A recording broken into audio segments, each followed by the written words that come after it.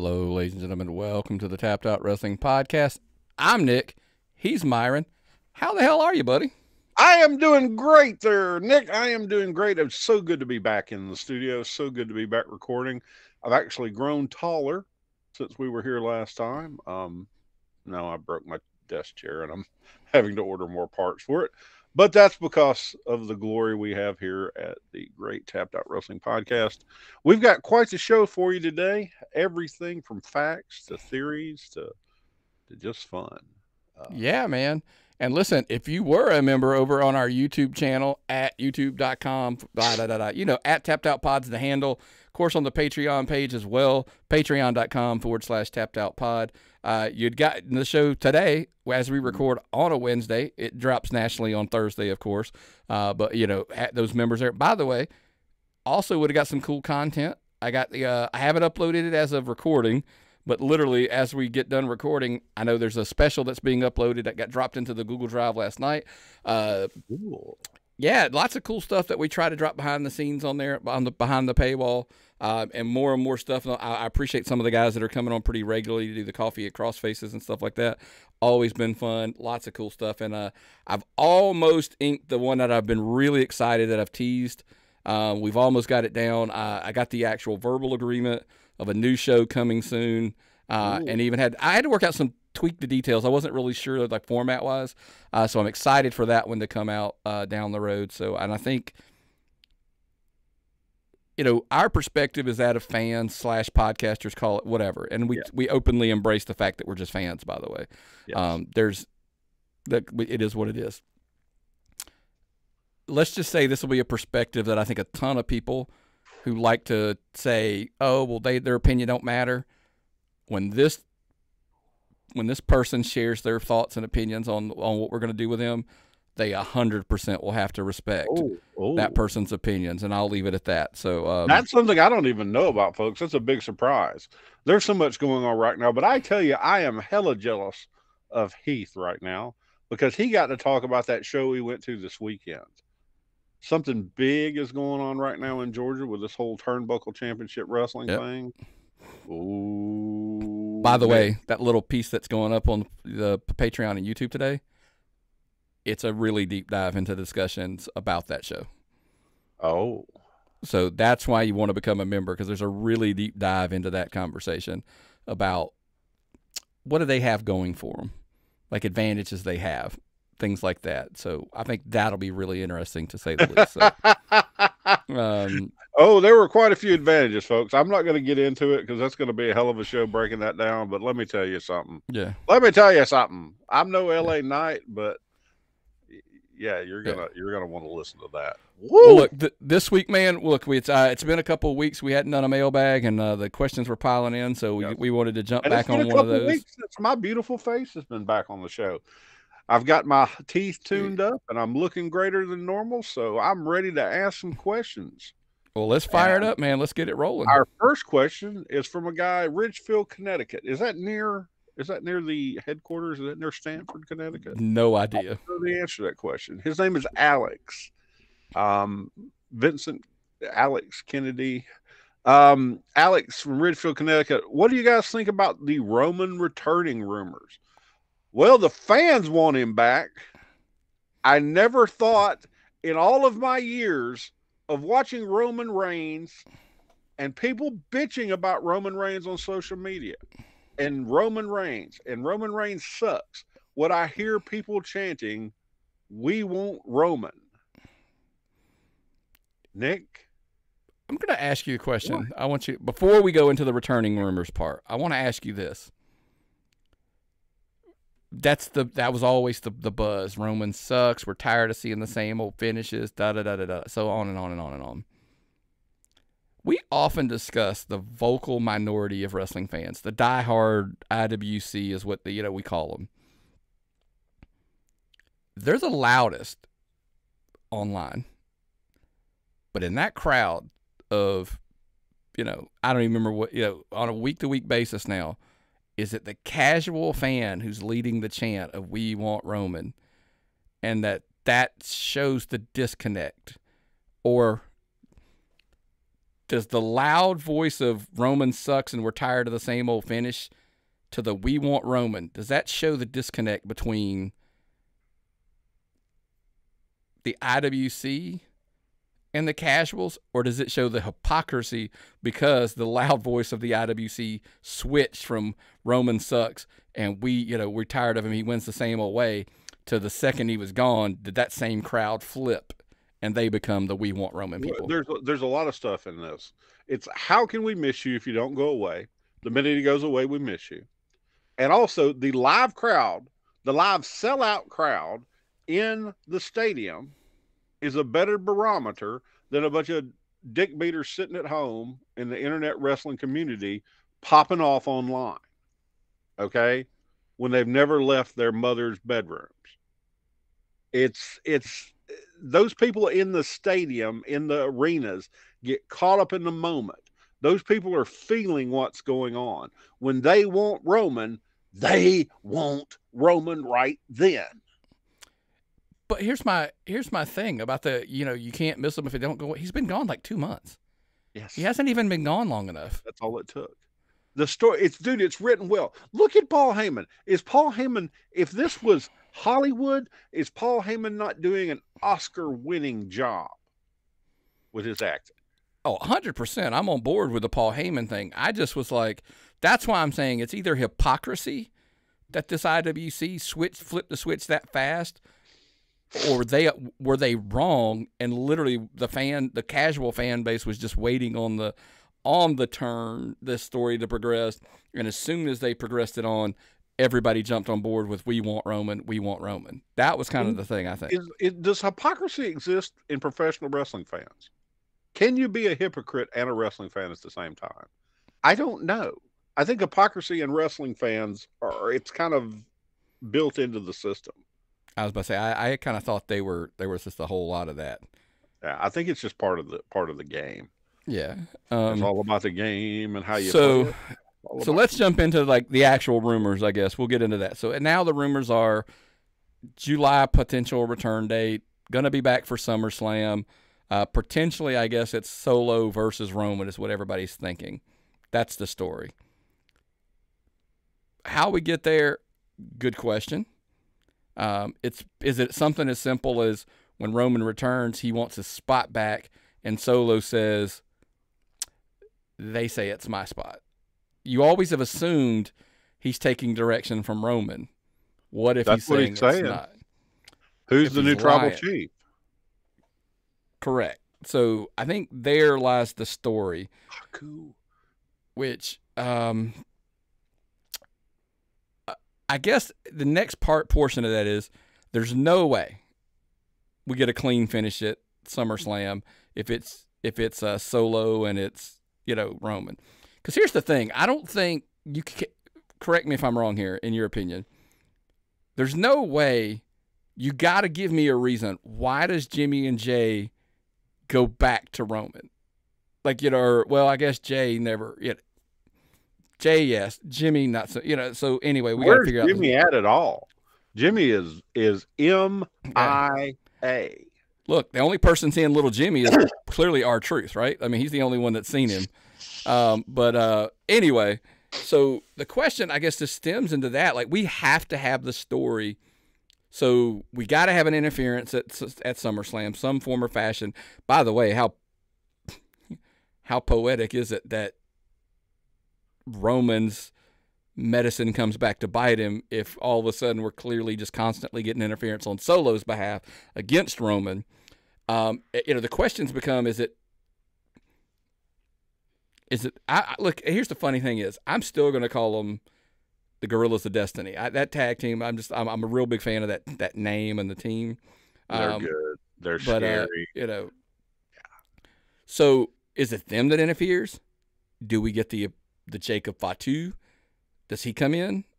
Is that where we get, like there's all these things of like, where's those puzzle pieces fall? Six-man tag with the Usos on Roman's side.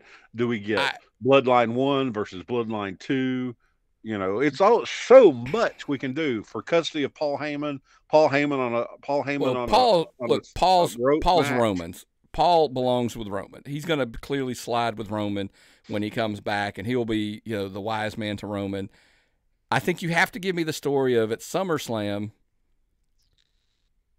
do Jimmy and Jay save Roman from a Solo, Jacob, and Gorilla, like the Gorillas of the Destiny, that team. But here's the interesting one. We're going to get into this a little bit about the next topic, but I think I go full circle. The more I've thought about sliding some of these puzzle pieces around, I think Sammy might be the right answer. Bring him full circle. And again, don't go too deep into it because I think we're going to talk about it on the next question. Yeah. But the next question makes more sense now, Nick. So can Survivor Series be built from SummerSlam on? Is it Usos, Sammy, Roman versus, because look, does Roman basically trying to repent for his sins against Jay, against Sam, all of those things he's got to make good on all of his stuff versus this new younger, group. So I think that's kind of where we kind of sift around and figure it out, right? He hides so much stuff in these questions. It's hard to keep up sometimes. But the next question might be what happens for this. It's the Tony from Hyattsville, Maryland. I got family in Hyattsville, Maryland. Great place. Do you guys think they should make Chad Gable Intercontinental Champ? Well, guess who? That's Sammy's belt right now. So we're going to take the belt away from Sammy, put him back into the bloodline thing, give it to Chad. I like Chad Gable. He's doing a really good job right now. He's like a smaller Kurt Angle. He's got all the emotion going right now. The whole whipping and the mean, having to be stopped from hitting Otis the other day. I think the whole Maxine character is developing at a rate no one saw happening. So where do you see Chad Gable, Nick? What do you see? So it's going to tie into the other part. Do I think they will? If he signs his extension, obviously, it's probably the biggest if on the planet right now, right? If he signs the extension, yeah, I think they're probably going to put it on him. It completes that story of him. They had to get him from the babyface chasing, turn him heel, dastardly, like, one of two things is going to happen with this, and this is not even in our notes, by the way. One of two things is going to happen. Sammy loses so he can move on, and we can get him out of the picture, and then Otis and Chad Gable feud over that Intercontinental as he splits off. Everybody's assuming we're getting this, I've heard multiple people, like, give me analogies of, like, hey, this is what the Damian Sandow Miz thing should have been. I had one group comparing it to this is Ted DiBiase and Virgil. The turn that, where Virgil was basically abused, by Ted DiBiase, and then he finally had enough and turned. I said to somebody, what if Otis chooses to stay? He stays and he goes full heel. He's not going to, by the way. But what if he did? That's a hypothetical. Tapthatpod@gmail.com. I'd love to know people's reactions to that. However, I think he turns babyface, and that gets Sammy out of the picture for the IC title and moves him into the... But it did ask me this question. Everybody's like, Chad Gable deserves to be the like, does he though? Why? You deserve it. Makes me sick to my stomach. It's written, folks. It's deserving spots. It's not how this. It's a storyline thing. It's predetermined. It plays out for a story. Deserving things. I just don't get it. What I can see happening is a storyline working out where you get Otis is the super baby face and they feud because Otis is money. Okay, Otis, you said it. Otis is money. But you deserve it. Chad's worked hard. Chad's developed a character. But does anyone really deserve anything, though, in professional wrestling? Not when it comes to titles. That's the funny thing. That's the only thing. I don't think anybody. Now, They deserve money. Here's the thing, if you win, I think it's easy to say you've earned it by putting in the hard work or whatever. But it's more difficult. I think it's more difficult to say somebody who has not been. Well, they deserve. So what makes them deserve it over anybody else that's there? That's always my question. The why. Like, what makes them deserve it any more than the next guy? They all put in the same, anyway. As long as he gets a good salary and things like I think a salary is the most thing you deserve. And just as long as he doesn't leave and then show up at AEW with a bunch of shit spray painted in his hair and a stupid dance, I think he'll be okay. If that's what he chooses to do, so be it. I don't have any problems with anybody going anywhere. Find out what your worth is, and if they're willing to pay you, take it. Because here's the thing: everybody likes, they've got to resign. They don't have to resign anybody. No. WWE's doing great. They didn't keep Bryan Danielson. They didn't keep Adam Copeland. They didn't keep Jon Moxley, and they seem to be doing okay. So I hate to tell you, folks, I love Chad Gable. I think he's super entertaining. They'd be fine without him. Because here's my argument. I made a joke to somebody one day and saying, look, by the way, Chad Gable has played a key role in Otis achieving the stat level that he's at. But Otis could be where the money's at. You don't know that. They could make something out of Otis. They did a great job with Chad Gable helping reestablish Sammy outside of the bloodline. Making him get to the point where he could be entering the Continental Champion. Yeah. They still couldn't get that other guy over. What's his name? Braun. The other guy named Bronson Reed. Yeah, they all were named Braun there for a minute. But anyway, star power is all subjective, correct, Myron? Yes. Alan Jackson wants to know. No, sorry. It's Alan from Jackson, Tennessee. We do have some stars that send in questions. This is Alan from Jackson, Tennessee.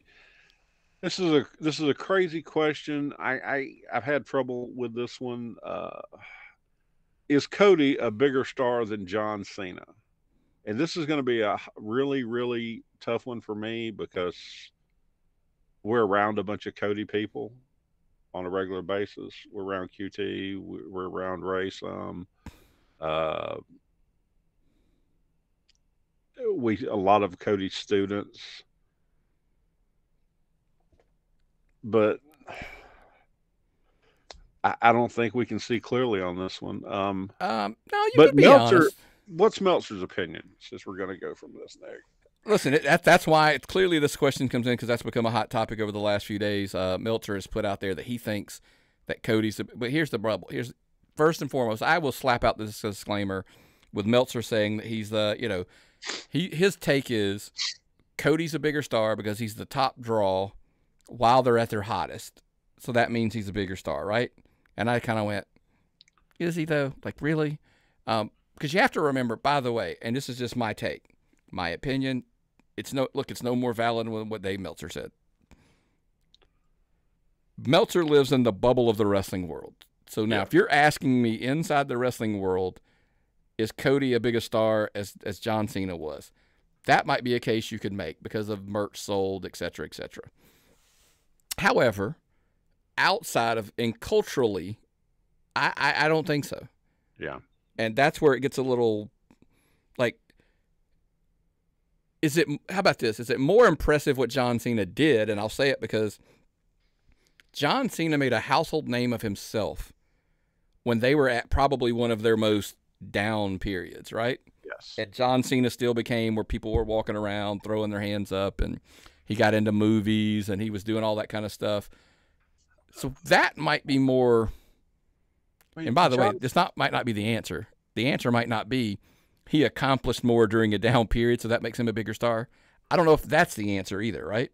Well, the thing is, and this is the only way I can see this, the thing is, if you walk down the street and you pick random people and you show them a picture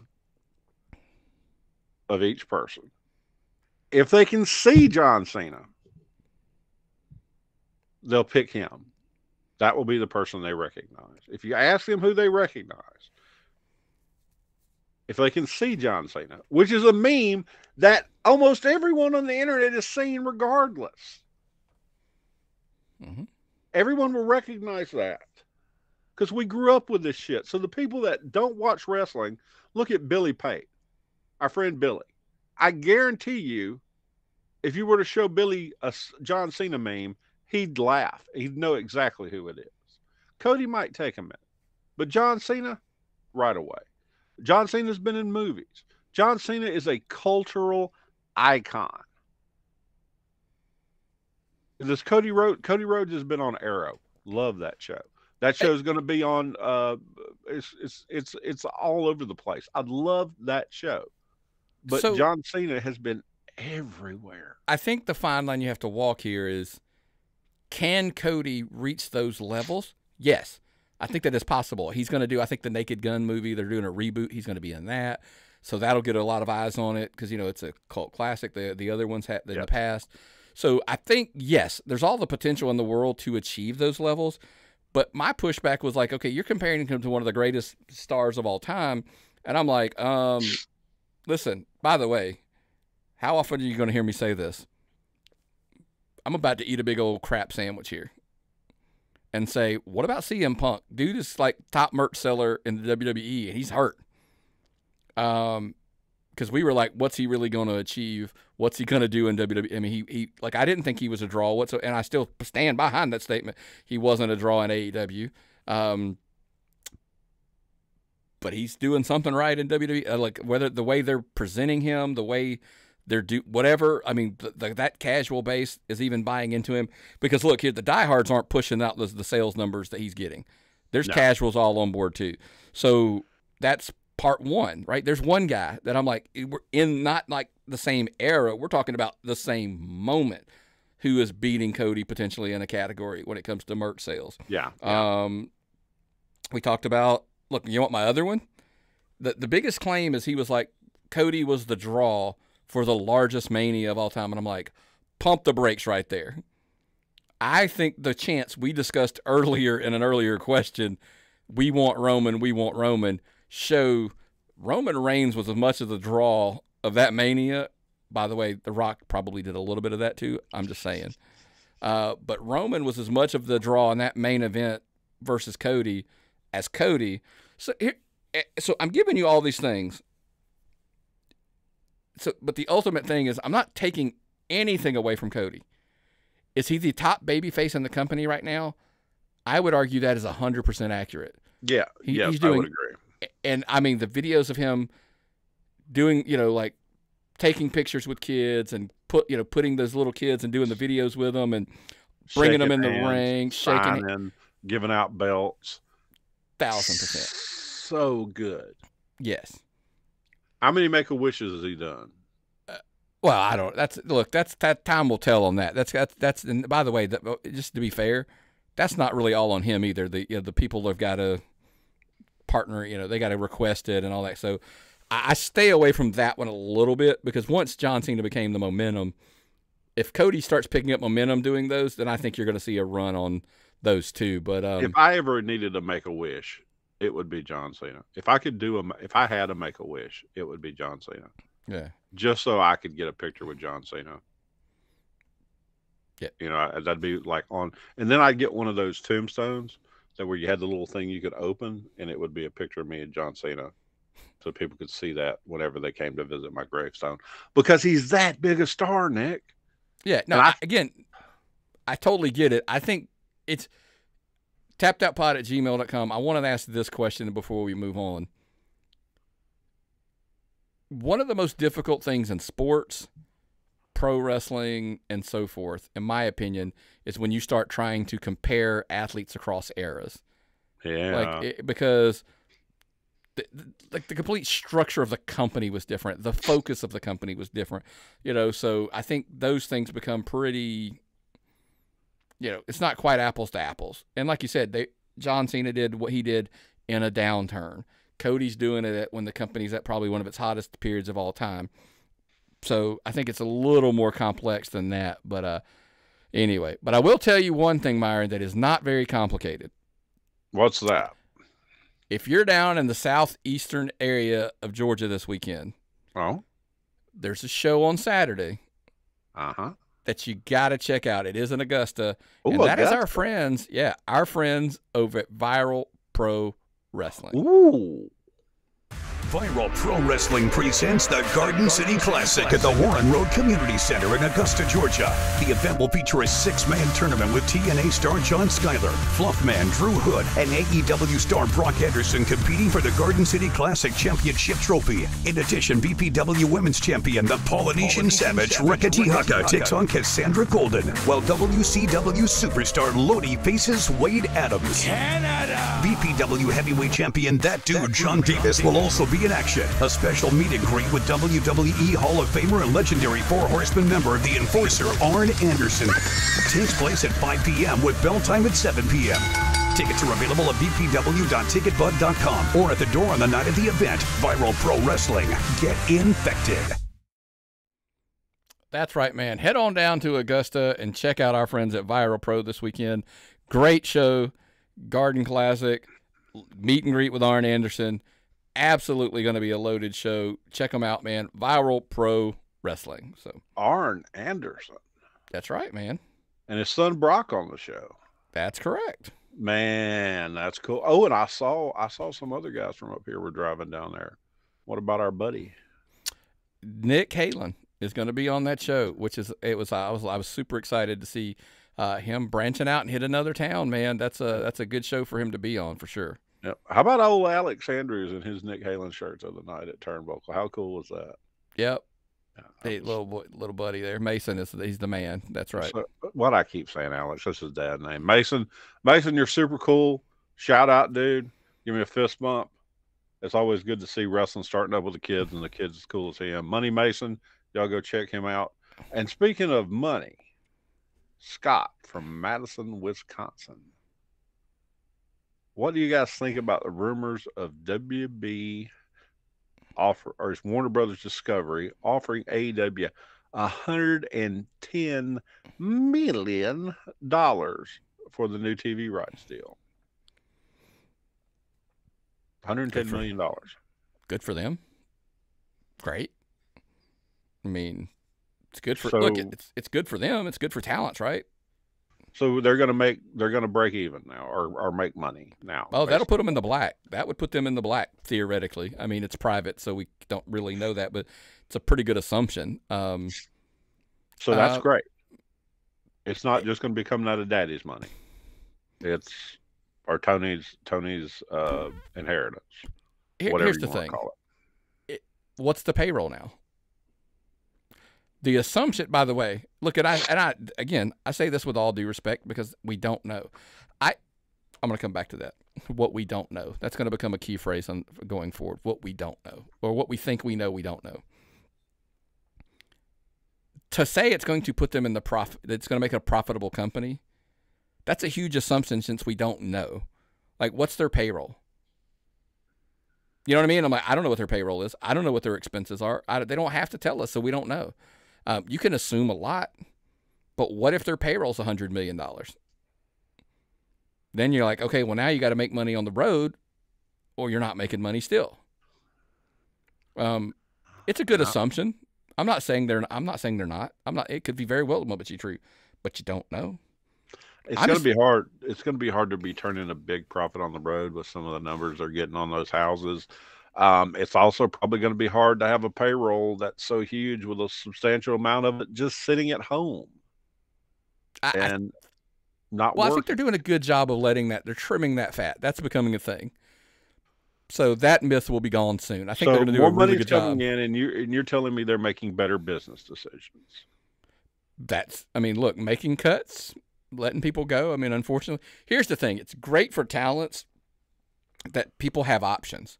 I stand behind the fact that AEW is good for wrestling because guys have another place to work. Mm-hmm. That's creative. Everything out of the window. We're just talking sheer facts of wrestlers have another place that they're allowed to go work and they can make money at. That's good. The problem with that theory is if AEW starts making they have made some. I'm not saying they haven't made any. But if they make good business decisions and they cut payroll to make room for existing payroll, that doesn't mean everybody's going to have another place to work. Because if they're downsizing their roster, even with the 3 shows, I mean, they're still going to have to manage the roster. And I think they've learned that lesson because we've seen guys slowly trickling out. Yeah. You come back to the example of Chad Gable should, if he could make more money in AEW, he should go. Okay, fine. If Chad Gable leaves WWE, WWE's going to roll somebody up from NXT to fill that slot more, or just move somebody up on their current roster up. And you're talking about stacked. Jesus But Christ. somebody in AEW probably gets released to make room for Chad Gable at some point. They have to. If you're going by, hey, we're going to set up a budget of a roster, I think that is true. That 100% has to be the case. But let's come back to the original question. We were all like, hey, the ratings are terrible, the viewership's terrible. And look, I want to be clear, though. I to defend myself to some degree, a few weeks ago, I did say nobody knows what Warner Brothers Discovery's expectations were from these shows. We all just were like, viewership sucks and, blah, blah, blah. This, that, and everything that we knew was true. We don't know what we don't know. We don't know what we don't know. And so if they were happy. How many hours of television a week do they get out of this? What, 5 hours a week? Yep. That's a lot of filler. 52 weeks a year. Mm-hmm. I mean, you're the math man. That's a shitload of television. It is. And by the way, they just lost basketball. So they got to fill that. Basketball's a lot of television. They bought hockey, which they had 62 games a year. I don't know how long a hockey game lasts or match or whatever they call hockey. I don't know shit about hockey. And they paid a huge chunk of money for hockey, $250 million for 62 games. They came across, they pay $120 million for 200 something hours of wrestling that can fill in more time and then more commercials. Yeah, they probably don't make as much money on wrestling as far as commercial revenue, but they fill time. What are they going to do? Keep buying sitcoms? Stick more stuff in there? If they've lost basketball and they've other stuff, maybe wrestling's a cheaper thing to pay for and produce per hour. What does that make it? $250,000 an hour? I haven't run the math. I'd have to look. I'd have to do the math on it. I don't know. Well, my math is horrible. Well, here's the thing, though. It's not about viewership. And I think that's the part where we kind of get people like, hey, we know this is their viewership. Okay, yeah, but what are ad revenues for that same viewership? If we can hit that because it's not like a hockey contract. And, well, it's just different. And that's what we keep coming back to. A lot of things are different. Unless you're in that room and you're having part of that discussion, you don't know what Warner Brothers Discovery's thought process. By the way, you want my answer to this? If I'm Tony Khan, I let the exclusive negotiation period ride out, and I see what we're worth to somebody else. I mean, think about that. When WWE's got their massive increases, it's when they've made moves. They went to Fox. Mm-hmm. Then Raw went to Netflix and things. So I'm like, man, bet on yourself, dude. Don't take the 110 unless you're deathly afraid you're not going to get that somewhere else. Because let's see if. And by the way, here's the real preface: it's a rumor that it's 110 million that they're being offered. We don't even know that for sure, to be honest with you. So they're getting about $430,000 an hour. That's what it's costing. So I don't know what it costs to produce. That's what the network's paying. I don't know what an hour worth of Big Bang Theory would cost you. In the syndication, who knows? But again, that comes back to what's it cost you per hour, and what do we generate out of ad revenues versus one versus the other. Yeah. Because sports, and I try to tell people, we discussed this a little bit yesterday when we were talking about this, that I'm like, sports is different because you essentially have to sit there and watch it live. Yeah. So you're gonna get commercials, you're gonna get all of those things built into the product. Whereas with wrestling, we can watch it the next day and we're fine with that. We can zip through commercials. Yeah. We don't need and it's, by the way, just the sheer value that advertisers put on sports versus wrestling shows. It's different. Mm-hmm. So there's all of those things coming to fruition. I will always come back to this. Look, if they get the 110 and they're happy with it and it makes them profitable, kudos. I can't knock it in the least. Kudos to them. But time will tell. If it were me, I would push it out there. I would get outside that exclusivity window, and I would see if there's any more money but from somebody else. Yeah, that's the only smart thing to do is to get out there and bargain. or find what's out there, because there's so much, such a big TV world. Okay, it's not like they're going to wind up on one of those public access channels. Or do they still have those? GPTV. Yeah. GPTV. It's not like they're going to wind up on Georgia Public Television. Okay, they're going to find a network home. So get there and see it. If not, go back to Warner Brothers. And just hope you don't tick them off going outside the exclusivity window shopping it around. I mean, it's not WCW. Oh, You're not owned by Ted Turner, who owns the network. So yeah, we'll see. Well, what's next, Nick? Oh, Kenny from Burton, South Carolina. Kenny. Yeah, Kenny. Did you guys go to the MLW show in Atlanta? No, I didn't go because the seats at center stage are too small for my ass, and I have to sit above them. We didn't go because we were at Turnbuckle. I mean, it was the same night. So we wanted to check out the debut. So by the way, I did put they are coming back in September. I put it on the calendar, so it's in the calendar. And the MLW shows on YouTube too. Yeah, this one I did watch it. I watched it on YouTube. Yeah, that's but my I was next saying, assignment. but yeah, I was saying that in September they're coming back, so potentially we can go to that one. I put that on the calendar. Nothing, by the way, no indie shows announced they're running in September yet, as far as that weekend. So, I will put over some cool stuff.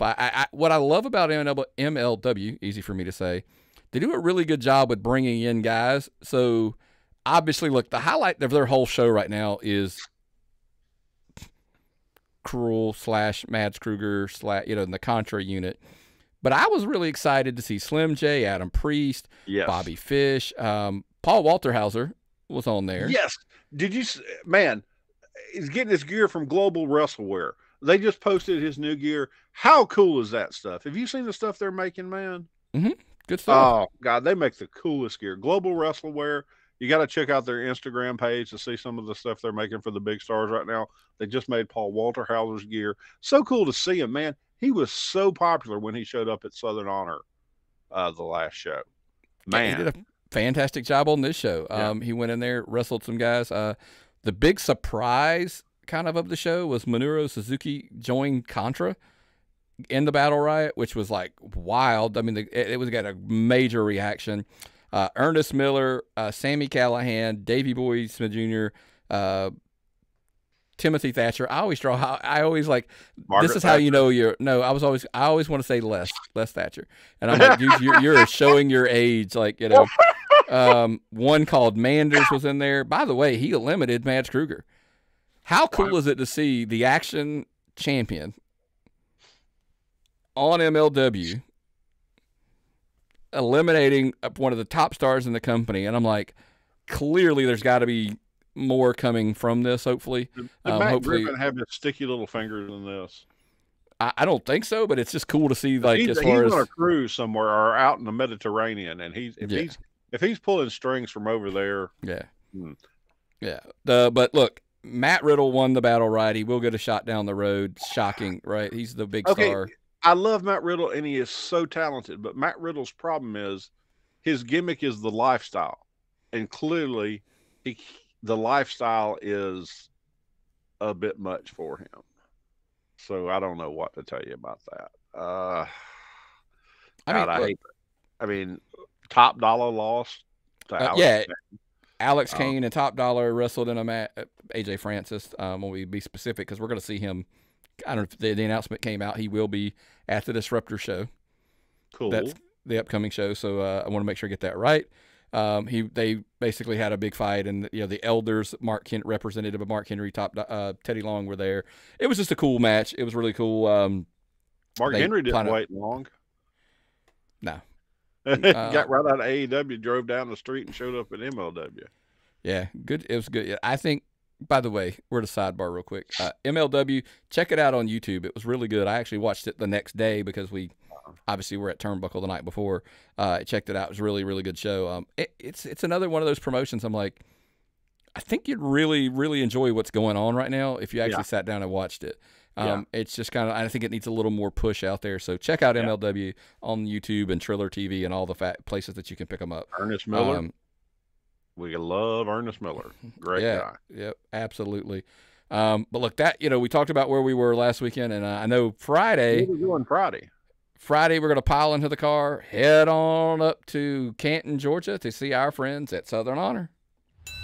Attention wrestling fans, join us Friday, June 7th for another unforgettable night as Southern Honor Wrestling presents SHW 63. Live from the Action Building in Canton, Georgia. We have another stacked card in store, including a fatal four-way match for the Jake the Snake Legacy title.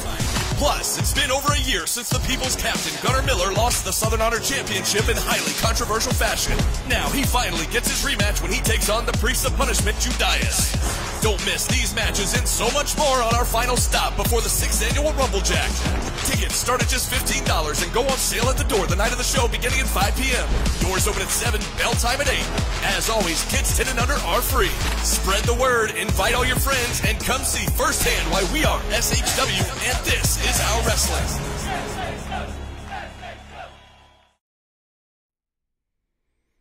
That's right, man. We will be up there at Southern Honor Wrestling, Canton, Georgia, in the Action Building this Friday. So check them out. I always look forward to Southern Honor. I don't even know who's going to be on the card because I don't even look because I know I'm going. That's how I feel about it. I love that show. Yeah, spectacular show for sure. Well, here's another one. Here's another one. This is our special question. Lee from Chandler, Arizona wants to know about all the TNA departures. Okay, Nick, please. I'm going to follow you. Yeah. All right, so let's preface this because I told you about this before we went on the air. And I said, listen. Hat. Hold on. Yeah. I tappedoutpod@gmail.com. I would love your thoughts on this. I've been pondering a segment on our show every week where it's not a parody segment, but kind of sort of. I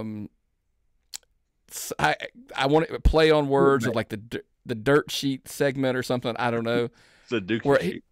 Where basically I'm saying I'm about to fabricate a whole bunch of conspiracy theories and ideas that I am telling you up front. I have no factual basis for any of this. It's just something that I'm like speculation. I'm speculating beyond belief. Completely made up, to be honest with you. So if somebody says this and they're like clickbait, we're going to take a story that Nick on the Tapped Out Pod said this. I'm like, dude, I am prefacing, I'm making this up. It's a lone gun, Nick. But am I wrong? That's the question. It's like, I'm making it up, but am I wrong? So here was what they, it all started, with the Scott D'Amore exit. Everybody started coming like, what are they doing at Anthem? Like, what are they doing with TNA? That was a big deal. They're making all these moves and changes and blah, blah, blah, blah. Look, by the way, I think he offered them $10 million to buy it. They said, no, it's not for sale. The next thing you know, I'm just going to rattle off some so David Sahadi leaving was a big deal. He'd been there forever. By the way, he had been a WWF guy as well. Yeah. So, yeah. I mean, that was a pretty 18 years. That was a red flag. Let's go with that. There was a lot of me going like, wait, what? Then R.D. Evans gets let go. Then the VP of Marketing, Lou DeAngelo. By the way, I thought it was interesting. I saw the name, didn't realize that this is Sign Guy Dudley. No idea. I was like, oh, okay, that's kind of cool. Well, he used to do for marketing. He used to hold up signs. So exactly, he was a big guy. He was a marketing guy, right? Yeah.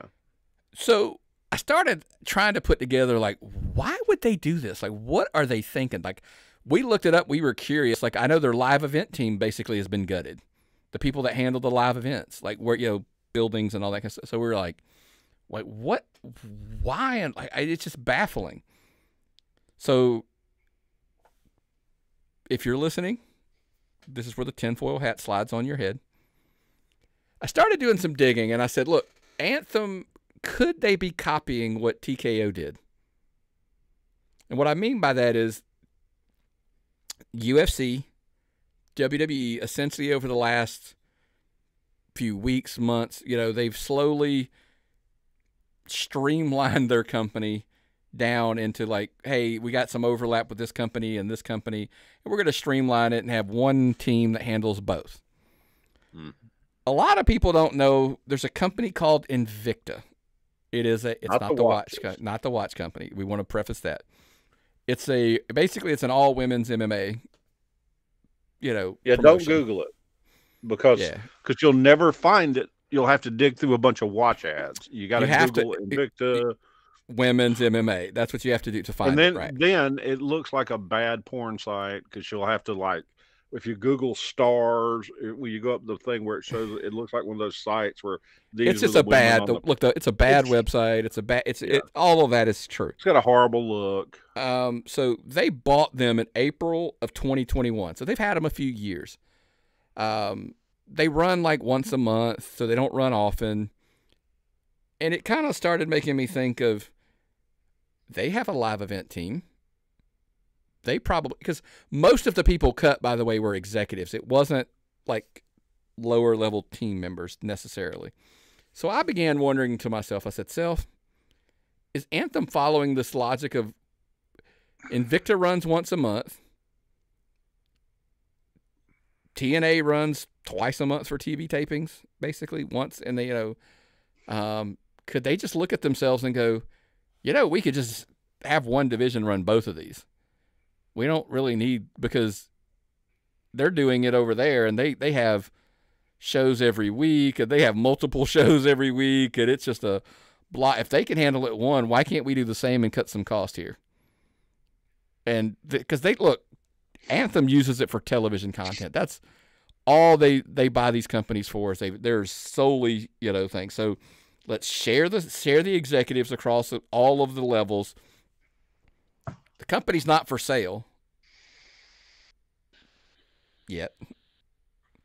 But here's one of the rumors that I heard. If this company is sold, TNA, what if they anchor that thing with Invicta? You got to take both.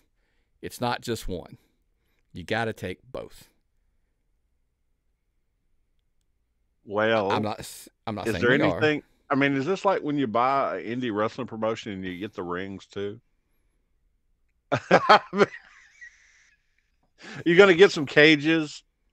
I don't know what's in this deal. You get Invicta. Whoever buys it is not going to want. Let's NXT TNA. Let's just look at that. That's working really good right now for me. Looks like the whole internet community is popping like crazy for that. So say this is more. This is our conspiracy. It's more. And the people at TKO are looking at this. And it's like, we talked about it. They asked Dana White, I said, what do you think about this Invicta? And he's like, no, I don't want it. It's trash. I'll pay, because a lot of the Invicta alumni have worked with WWE and NXT. They've got some people off that roster that have made it onto NXT. I think they've all been cut in the past, but some of it worked. The second, I think Shafir was within the 4 horsewomen, the second group or whatever it was called. So he's like, okay, buy it. If you can get it for 12 or 14, you're getting the company, you're getting what you want. Just gut Invicta or spin it off and sell it to some other dude. I don't know that there's any value because Anthem has it, I think, as a content issue, just something that feels it's filler for their network. I don't think there's any value to that one.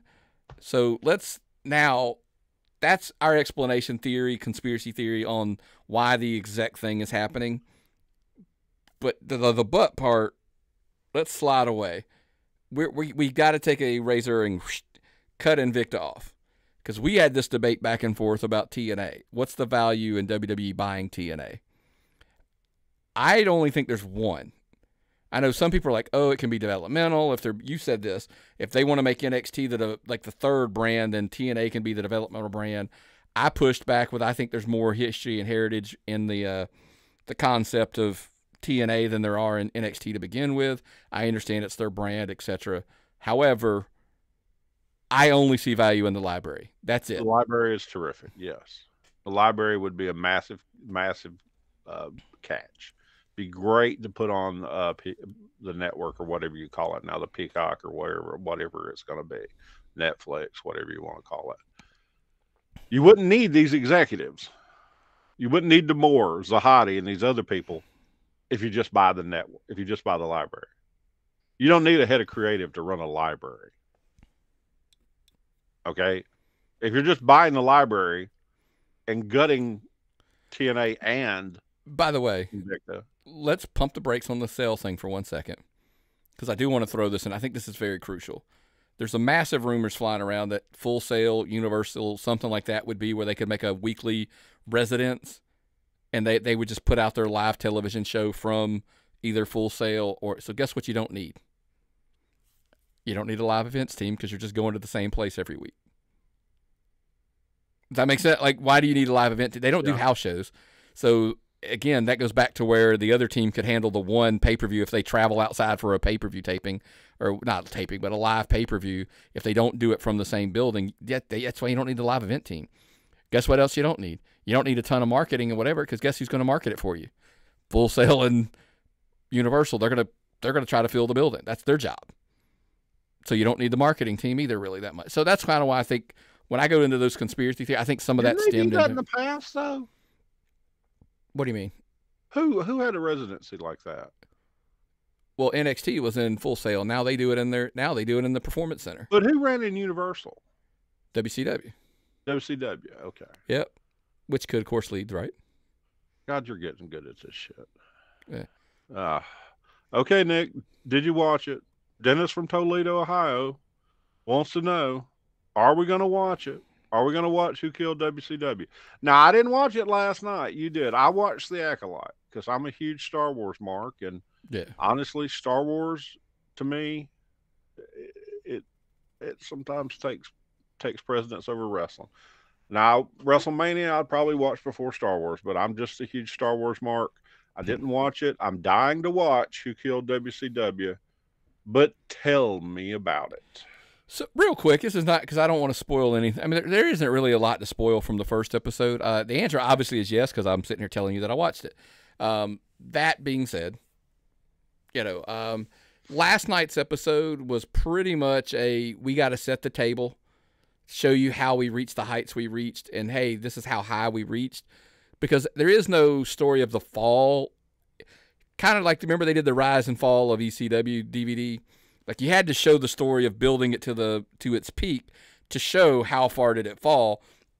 Because if you just have the fall, but it was like, hey, they were a second-rate company that went out of business, well, then there ain't no story there. So you had to show them literally climb to their peaks and then fall. And so I think they really did a good job of that. What I will tell you this is the most interesting thing, and I'll kind of let you watch it from there. The most interesting thing that I find on this particular series is it seems like they're taking perspectives from people we haven't heard their versions before. Okay. Because hearing the same wrestlers regurgitate the same thing they've thought forever. Look, there are some wrestlers on there who are giving their thoughts and opinions, but we really hadn't heard Conan's thoughts too much. He's on there. Look, Janie Angle. I've never seen her do an interview, promo stuff on this stuff. I could be wrong. She's on there giving her version of the story. She was very crucial as basically Eric Bischoff's right hand. She did a lot of stuff as far as for him. Brad Siegel's on there, Dick. Then there's our friend Nick. Sorry, Neil Pruitt was on there. Who, look, we're a massive fan of. Yeah, terrific guy. Terrific, spectacular. Here's the thing: it's cool that he's getting flowers for like the creative stuff that he was involved in, and all the stuff that he created and his involvement and all that kind of stuff. So we're happy for that because he's one of the absolute nicest guys. I can't tell you the number of times at an indie show we've sat there and just talked, and I mean, and everybody's like, it is not listen. Well, yeah, he talks, I listen, right? Exactly. It is not lost on me when somebody like Neil Pruitt like sits there and has a conversation with me that I know what he did in this business and I like respect his thing. So like it's cool to see even more people getting to see his importance at WCW. That's why I do this. Okay, I do this so I can do that, so I can get around, have excuses to be around people like that. That's what I love about this. And to see guys like that on television, it's like, I know that guy, or I met that guy. Listen, I have talked about it forever, and I find it really difficult to try to do projects with people that we build those relationships with, because I don't want to seem like, hey, I'm doing it to get you to do something. But I've always wanted to do, Myron, something with Neil Pruitt, and I've wanted to always put it on our YouTube channel, youtube.com/C/Tapped Out. How about you just go to youtube.com and search at Tapped Out Pods, the handle. You'll find it. Make sure you're liking, subscribing, turn your notifications on, all that good stuff, so you get anything and everything that's dropped, even the stuff that's not on the audio feed, because I know everybody's like, oh, the audio feed on Amazon Music, Spotify, Apple Podcast, iHeartMedia, any podcast platform. I pretty much can tell you that we're there. I'm pretty confident of that. And look, we appreciate everybody who listens and all that. But look, the best way to help us is obviously become a Patreon member, become a YouTube member, and most importantly, look, we put them on the screens for you here throughout the whole show. jmartinandcompany.com. They're they're in our area, but they do the Southeast, dude. You can get them. They will take care of all your pressure washing needs, whether it's commercial, residential, doesn't matter. Hit them up. jmartinandcompany.com. I always say find them on on their Facebook page. Just message them. It's a week, because then that way they can get back to you pretty quick. And we wanted to make a big deal of it. Dubby has come on board. They are now. It's an energy drink. They do powders, they do cans, they do hydration. I know that was important to you. I love hydration. And clearly you've had your W this morning. You're going at 1,000,000 miles an hour. I'm on a roll this morning, dude. But absolutely, look, we're ecstatic.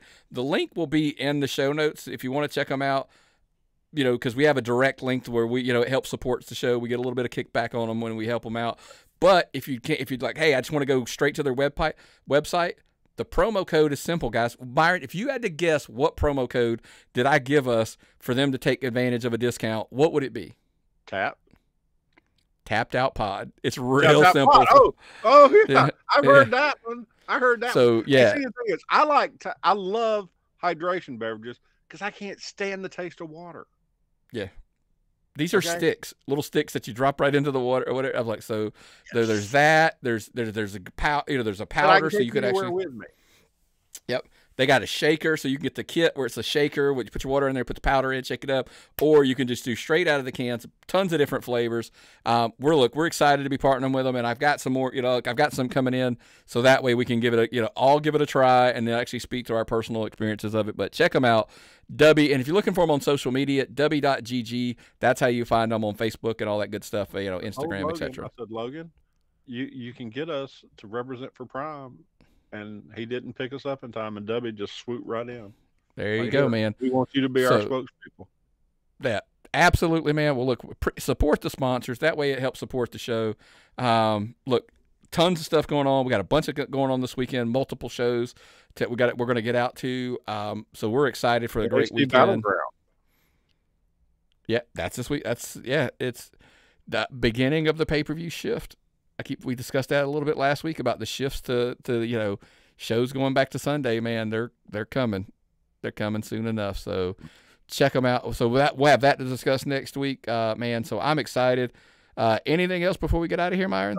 Nope. It's a good time to be a wrestling fan. So what's the old saying, brother? If I've got nothing and you've got nothing, what time is it? It's time to tap out.